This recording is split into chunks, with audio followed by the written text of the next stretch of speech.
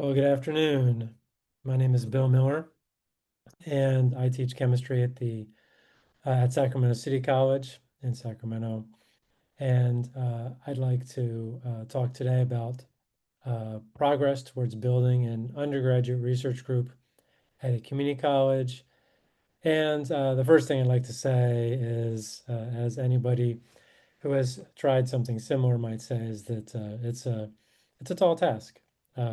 But one thing I like to say is each year a little better than before. That's the goal, and many times we're able to do that, and sometimes not. Um, I don't have to tell this audience this, but undergraduate research is a high impact practice. Students who participate in undergraduate research experience increases in student retention and success, uh, and perhaps and they learn problem solving and research skills. That's for sure.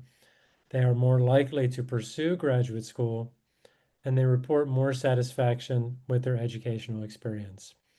And as you can see at the bottom here, I've got pictures of some of my students from Spring 25. That's Lucia and Stephanie on the left, yes, the left of the page, and Maddie and Katie on the right, both participating in our non-ideal solutions project, which I'll tell you about in a little bit. The goals of our Sac City College undergraduate research program are to provide legitimate undergraduate research experiences that build student research skills, to support faculty in their pursuit of creating these opportunities, and as I've said once already, build the program over time. Uh, Rome wasn't built in a day, and certainly this wasn't either, as I'll talk about too. Um, about a little bit more about number one.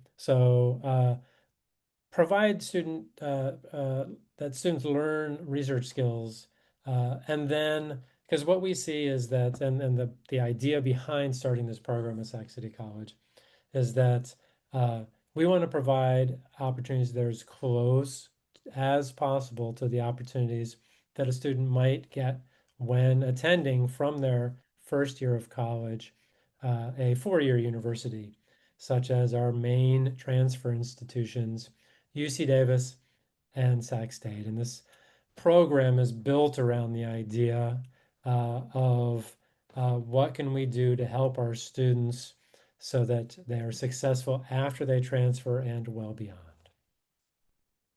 Throughout my talk, I'm going to be talking about at least three areas that I think are key. Uh, Starting projects and how to do that, or how I've done it, I should say. Sustaining and progressing the program beyond just getting your first project. And I think as we've heard a lot about today already, and we'll hear more about, finding funding. And I'll focus a little bit more on funding that I found at the community college level. And, just to give you an idea about some of our instrumentation we've got for our undergraduate research program or group, is that we have two Abamat Advanced 5101 refractometers. We've got a viscometer, a Visco QC 100, and we've got some smart ref refractometers. They're digital, they're more residential, or really they're for brewing beer and testing your beer. Um, and we'll talk about all these instruments throughout the talk. So the first area is about starting projects, and I've got a number of ideas. The first four of which I'll just mention, though I'm happy to talk more about them. So develop a one pager about a research topic. Oh, and the bold ones I'll talk about specifically. Um, so if you're going to ask for anything from your dean, from your departments at a community college, one thing I found useful is to write something up, to have something in hand that says, here's what I want to do.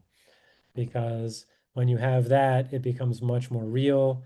And a dean or your department chair, that's community college, it's really dean because our department chair, well, they like to see it too.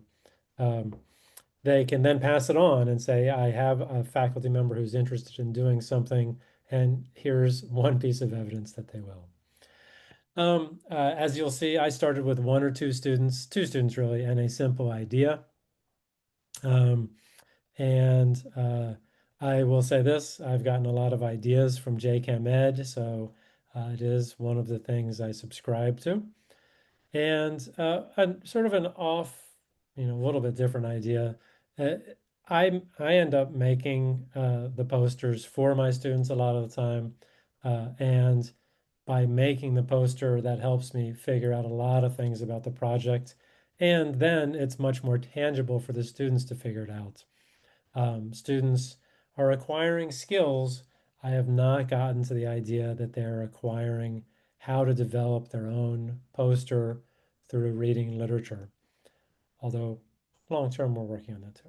But okay, so the ones I've got slides about, start a project and then figure out why you're doing it. Yes, a little different approach than perhaps some of the other groups that we've heard about today. And establish relationship or pluralships with four-year college faculty. And I'll talk about the two that I've established with Gang Yu Liu, and Osvaldo Gutierrez. So first, though, start a project and then figure out why you're doing it. And what I like to do is, or what I have done. So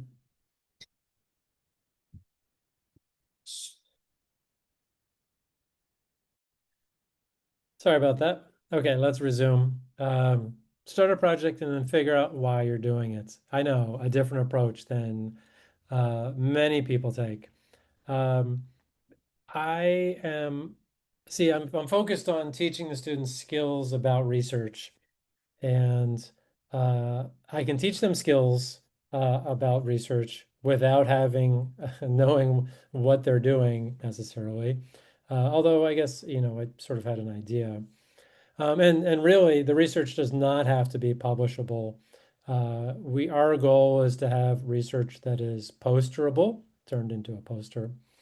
And one of my main projects, actually, my main project, well, one of them, yeah, the main one that I came up with, uh, evolved out of my teaching a science of coffee class, and in order to measure the um, amount of coffee in the coffee, we developed a calibration curve using a handheld refractometer.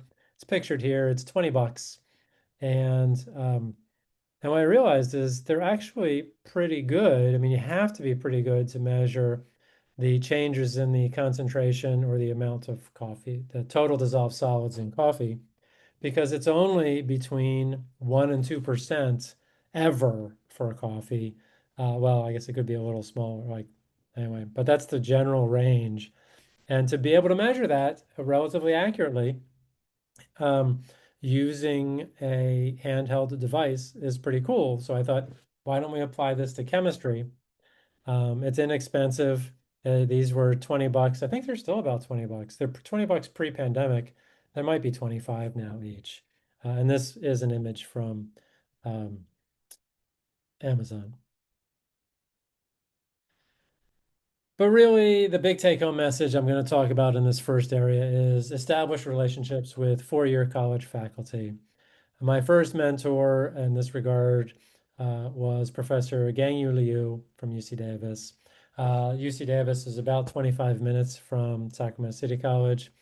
Uh, and we were talking about how to collaborate. And I did have a previous relationship with her. I'd done a research experience for teachers about 10 years before this, and then promptly took a 10-year break.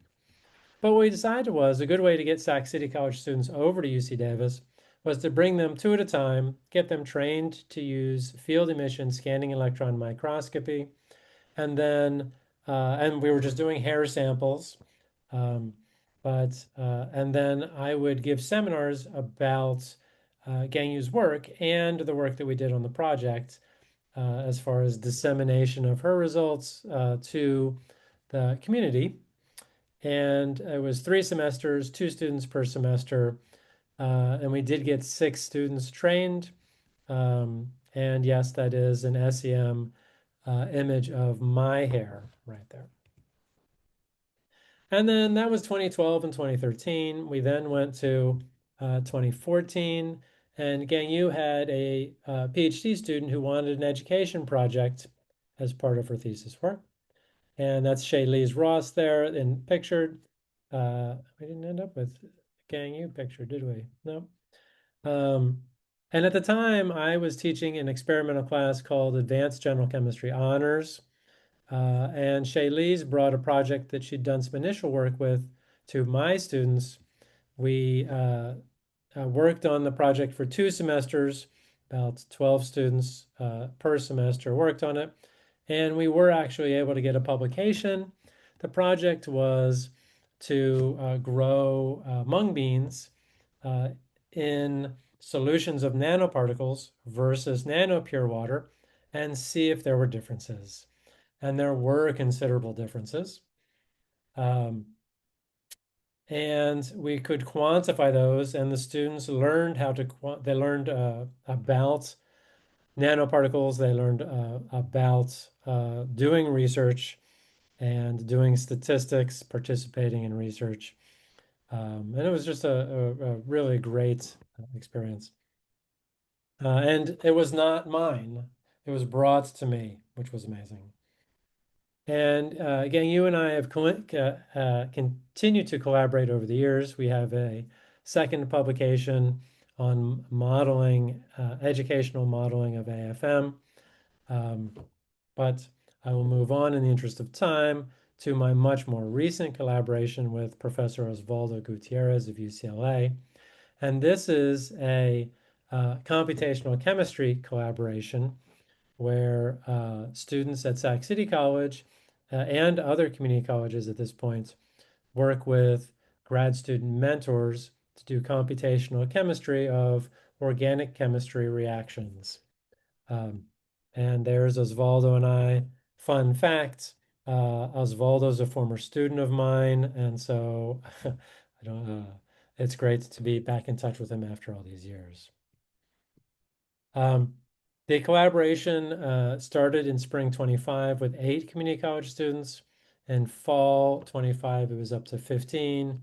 And now we're up to 21 community college students at 2 community colleges here in Sacramento, Cosumnes River College and Sac City College, as well as 2 community colleges in the LA area, where Zach Gavildis is the community college faculty down there.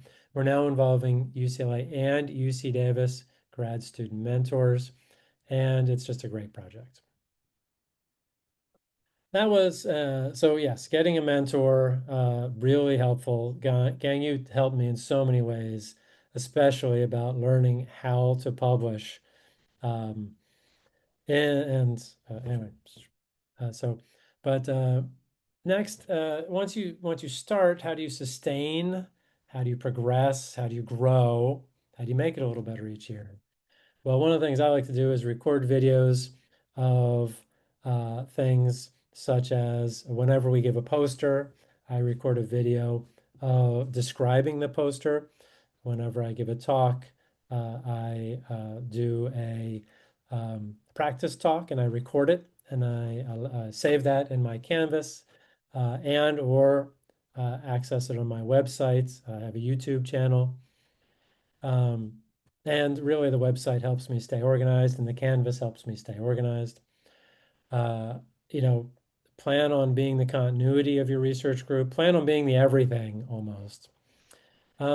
One thing that's helped me get started was I didn't have to be on a committee because I convinced my department to use my academic service time to develop research projects. And in fact, to do the research projects, meet with students too initially. Um, but that changed over time.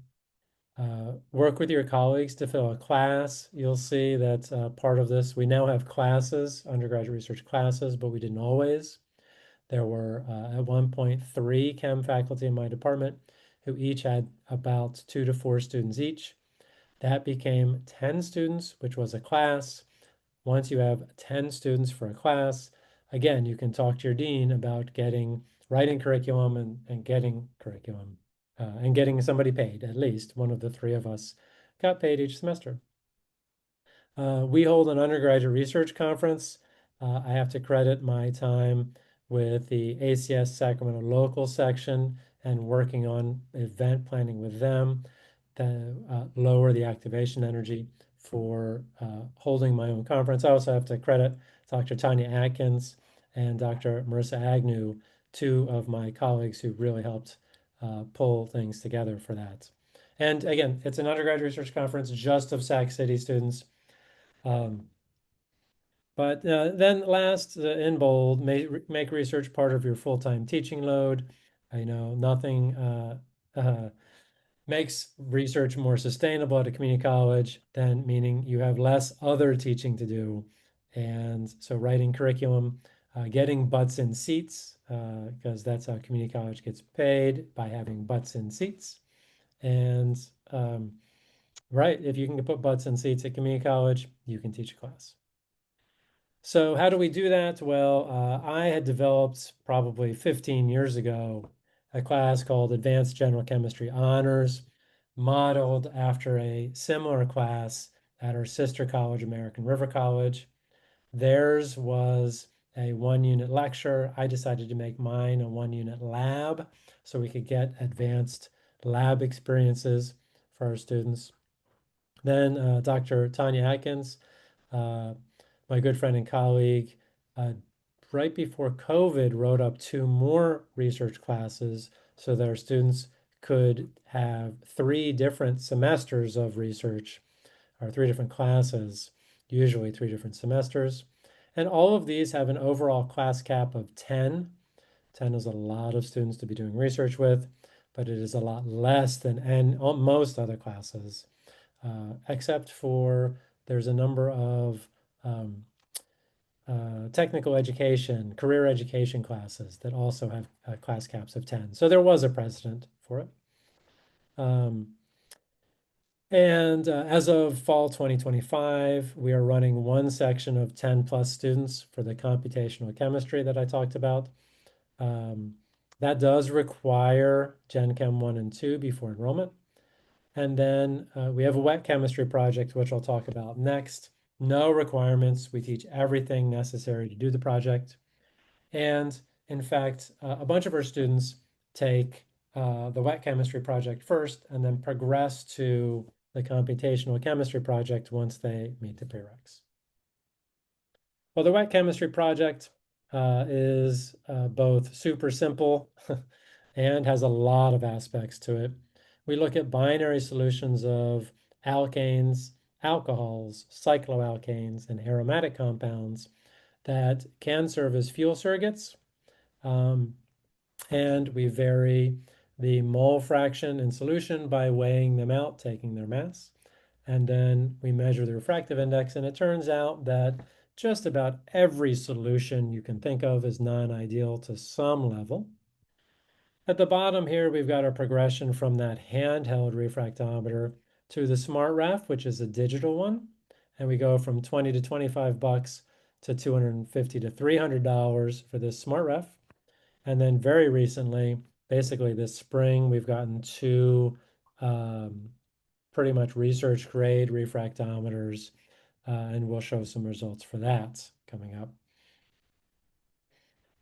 What we do is we calculate this delta ND max. It's the maximum deviation in refractive index from the ideal refractive index of the binary solution. This is shown here as a positive value, but it can also be a negative value. If it's a positive value, refractive index is higher than ideal. The solution is more electronically dense and more typically mass dense as well. There are times when the solution is less electronically and mass dense too, as we'll see.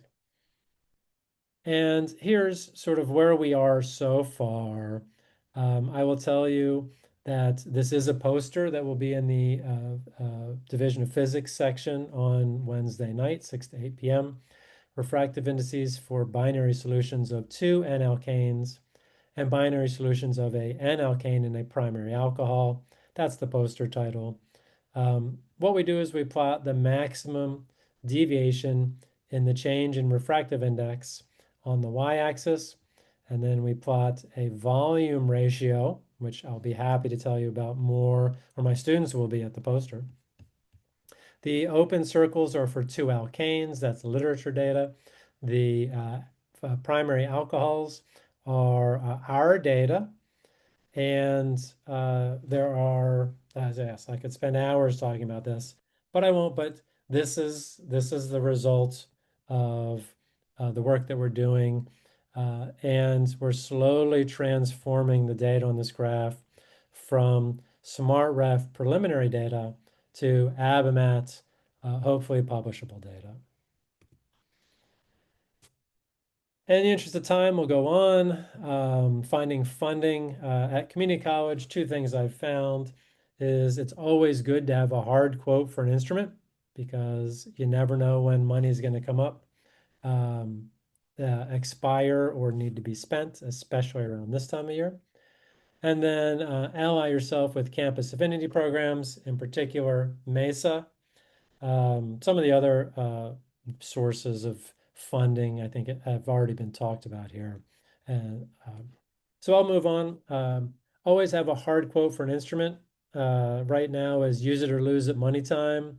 And in the past, last year, actually about this time, there was a pot of new building money. Um, and we were able to get a viscometer with Evelyn Schoen working on it here in our new building. Um, and uh, that was about a $6,000 or $7,000 temperature viscometer setup. So that was very nice, especially because the money would have gone back if we hadn't spent it that day. And then I've had a long-standing relationship with the Math Engineering Science Achievement Program, and at least in California, um, Mesa's flush right now. And so they've been kind enough to fund two Abimat 5101s. Amethyst is using one of them right there to do the results that I showed on the last slide. And there's really so much more to say, and I'd be happy to answer any questions. Um, but we have a lot of future work to do, including formalizing a list of skills that students are learning, implement a pre-semester research boot camp, and myself, I have not been a mentor for the computational chemistry project yet, but I hope to be in the fall, as I've been learning a lot about this project more recently. And I'd like to thank the groups listed here, all my students, and all my faculty collaborators in particular, Professor Gangyu Liu at UC Davis and Professor Osvaldo Gutierrez at UCLA. There's my website that has much sort of background and list of things that I have. It's not super well organized, but it's the most organized thing I've got. And I'd be happy to take any questions. Thank you for your time and for inviting me, for allowing me to speak about this. There you go.